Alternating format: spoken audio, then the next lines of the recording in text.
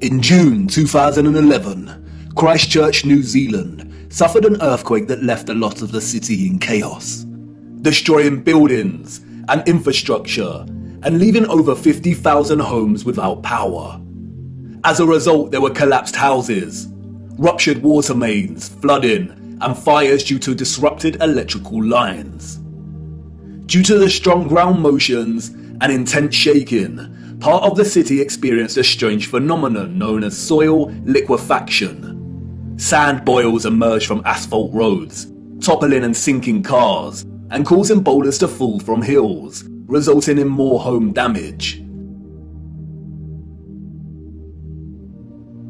Soil liquefaction occurs when saturated soil loses its strength and stiffness in response to an applied stress, such as shaking, or other sudden changes, such as a strong explosion.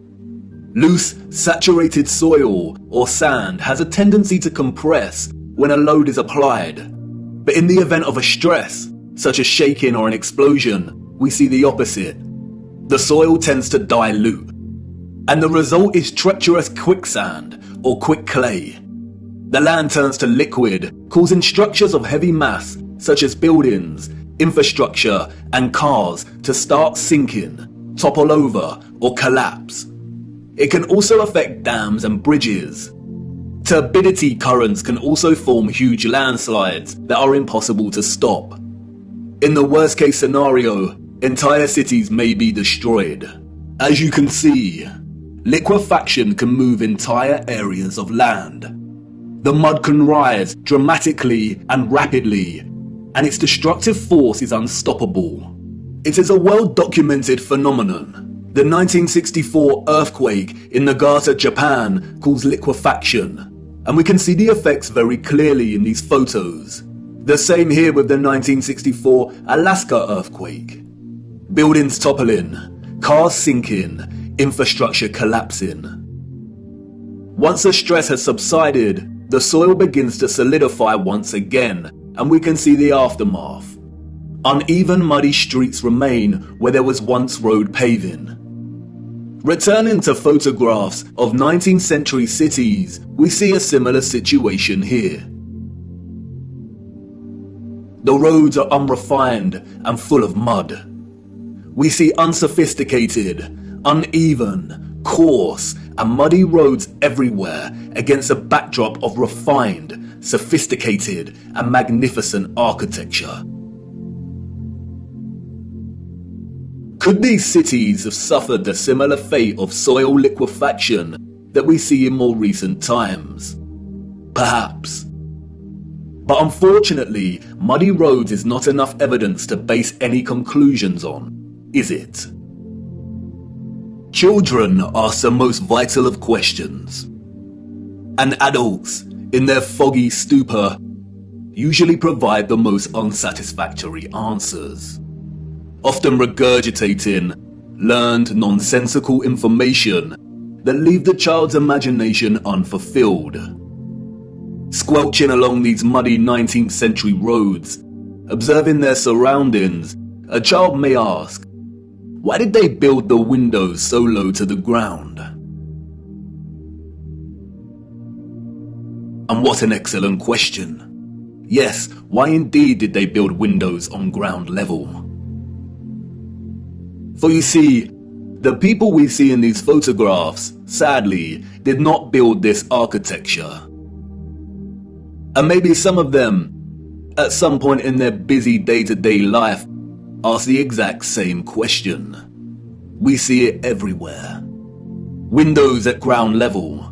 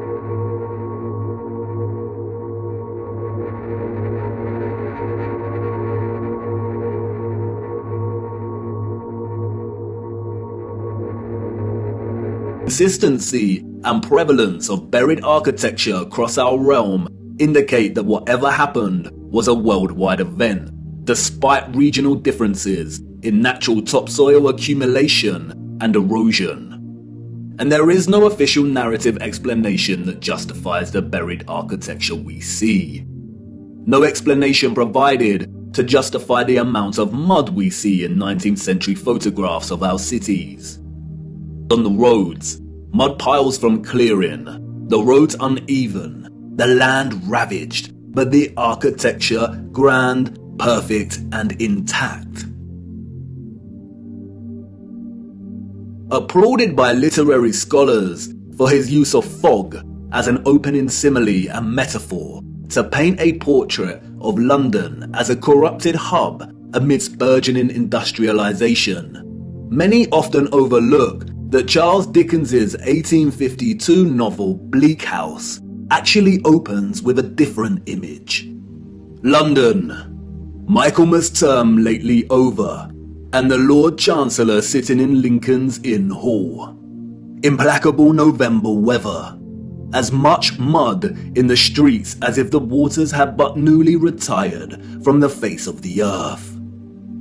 Liquefaction caused havoc across Christchurch and the Garter, but these were isolated earthquake events, and only portions of each city were affected. It is not possible for there to have been huge, simultaneous earthquakes around the world during a similar period. Or is it? Even Wikipedia tells us that liquefaction can occur naturally or artificially, from an earthquake or other sudden change in stress condition. Even if this was the case, we do not see the same structural damage to the buildings in the 19th century like we do in cases such as Christchurch and the Garter. Most of the buried architecture we see is intact. It has either sunken or the ground level has been raised at least 3 meters, sometimes in a uniform manner, and other times partially buried in rolling mud hills, as if there were huge landslides.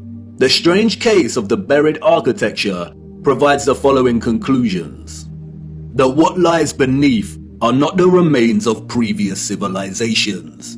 More often than not, the buried structures are consistent with the architecture we see above ground, that the structures are much larger than originally suspected, and therefore they are even more of a construction impossibility for a Victorian generation of horse and car, and those existing before them. That natural topsoil accumulation and soil liquefaction are not satisfactory explanations for what we see here. Whatever took place had to be something much larger and widespread, such as a natural or artificial earthly cataclysm of sorts. As many of the photographs show, many citizens of the 1800s were responsible for moving much of the mud, leveling the ground, and excavating buildings, which suggests that whatever happened had happened very recently in their past. The complete absence of a reasonable, mainstream justification for the buried architecture we see suggests that the controllers of our realm are deliberately trying to hide whatever happened. And what of the deserted cities we see in the earlier photographs? If these cities were truly empty, then we must ask why. We must also ask how all the people got there in the end. In the space of 30 or so years, we see a city go from barren to bustling.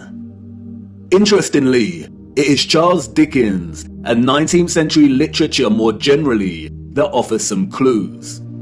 2 central themes run throughout 19th century Victorian literature: that of marriage and female chastity, and that of orphans and adoption. Many of the fictional characters we've come to love over the years are orphans. We have Oliver Twist and Pip from Great Expectations. We have little orphan Jane Eyre and Heathcliff from Wuthering Heights. We have Mowgli from The Jungle Book, Cosette from Les Miserables. We have Heidi, Rapunzel, Peter Pan, Snow White. We have Tom Sawyer and Huckleberry Finn and Anne of Green Gables. And these books were of their time, as far as orphan prevalence goes.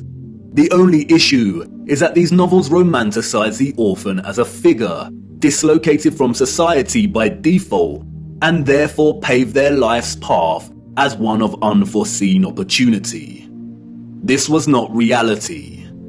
The theme of marriage and chastity that we find in so many 19th century literary works, such as those by Jane Austen, the Brontes, George Eliot, Dickens, Thomas Hardy, Leo Tolstoy, Victor Hugo, and more, was nothing more than carefully disguised, well-written propaganda, with the sole purpose to solidify and justify a social value framework that would separate children from their mothers.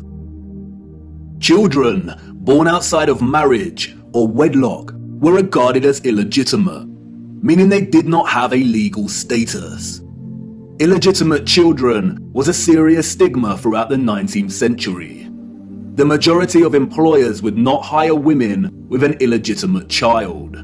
Many unwed mothers with illegitimate children ended up without a home, in poor health, starving, exhausted. Their only place of refuge would be the workhouse, where they would carry out the most unpleasant duties. In some places, women with illegitimate children were singled out and had to wear a special uniform, which alerted everyone to their status as an unmarried mother or fallen woman. As a result, a vast amount of orphanages and foundling institutions were established. This is the London Foundling Hospital that was very active in the 19th century. Look at the size of it.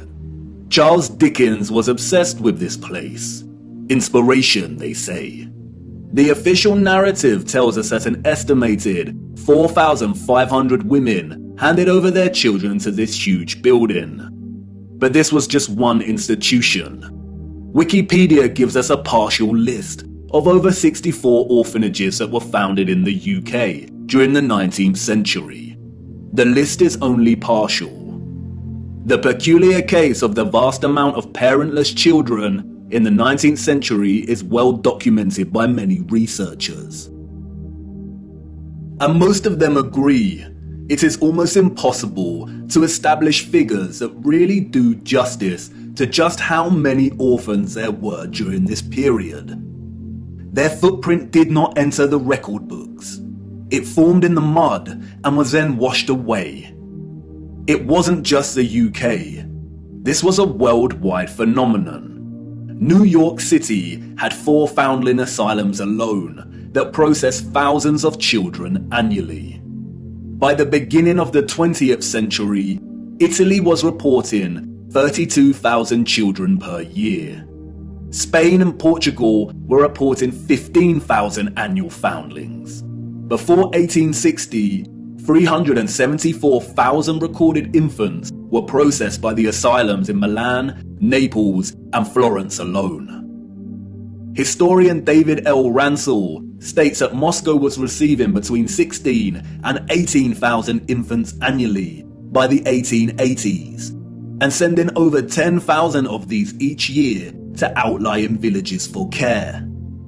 In 1882, there were all told 41,720 foundlings from the Moscow home living with 32,000 foster families, scattered throughout 4,418 villages.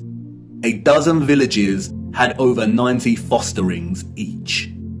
One thing that is often overlooked is that there were a series of laws passed in the 1800s, making it almost impossible for unwed mothers to keep their babies.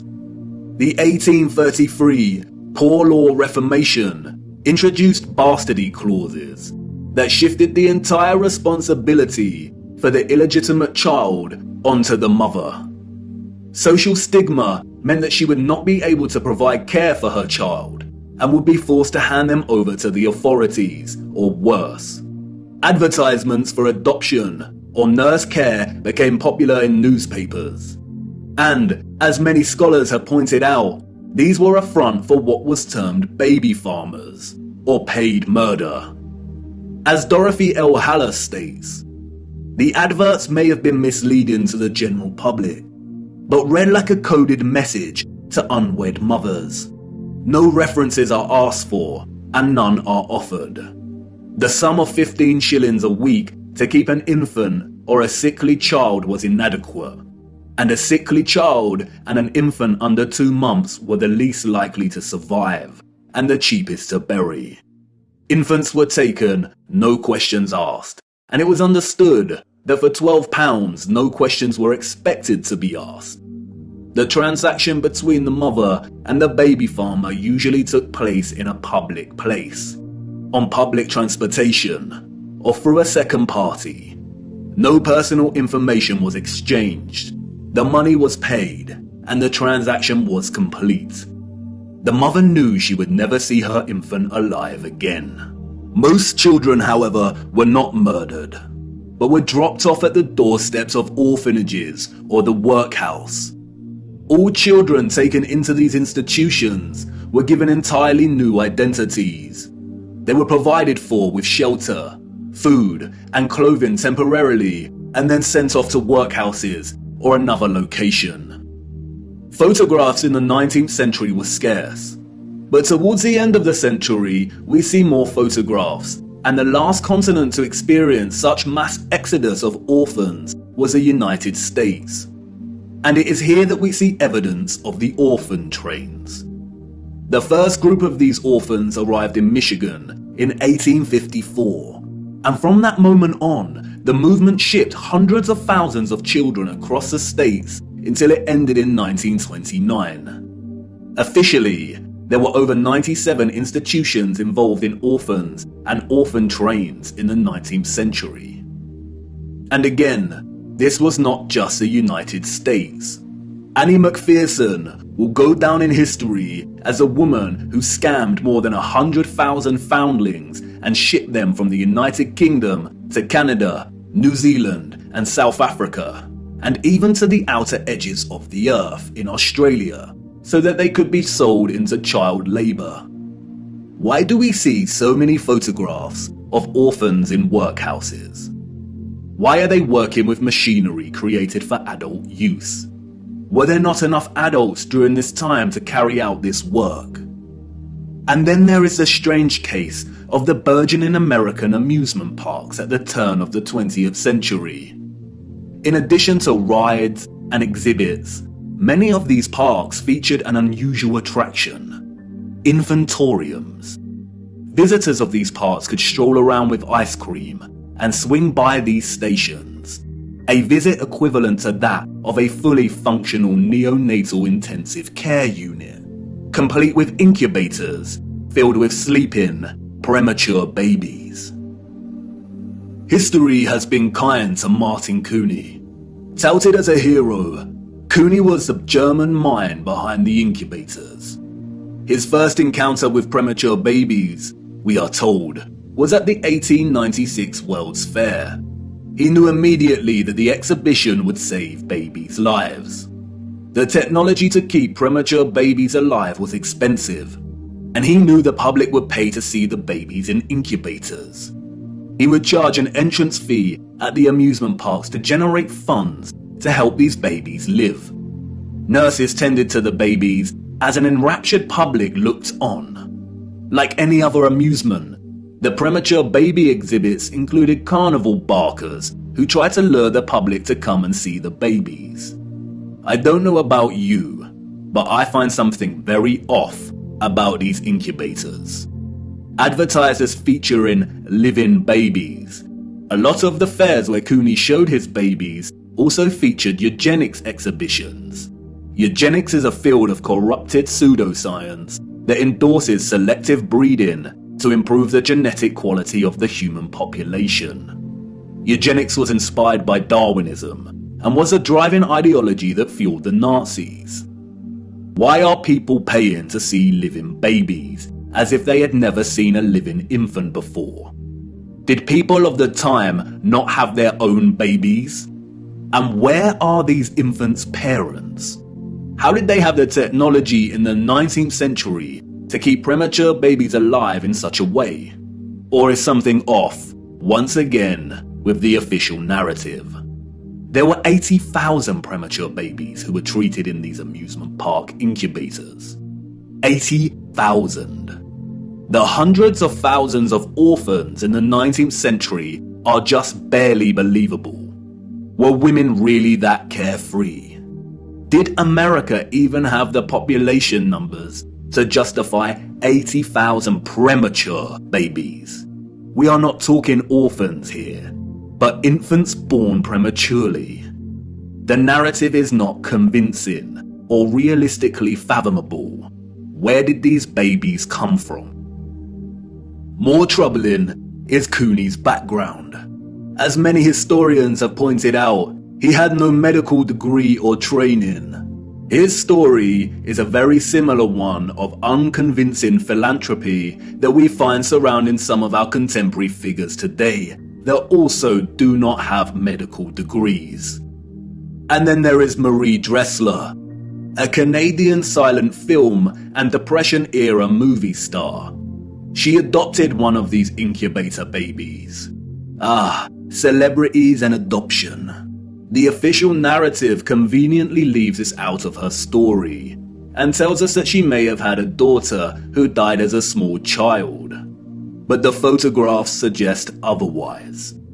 Did she adopt her incubator baby at one of these fairs?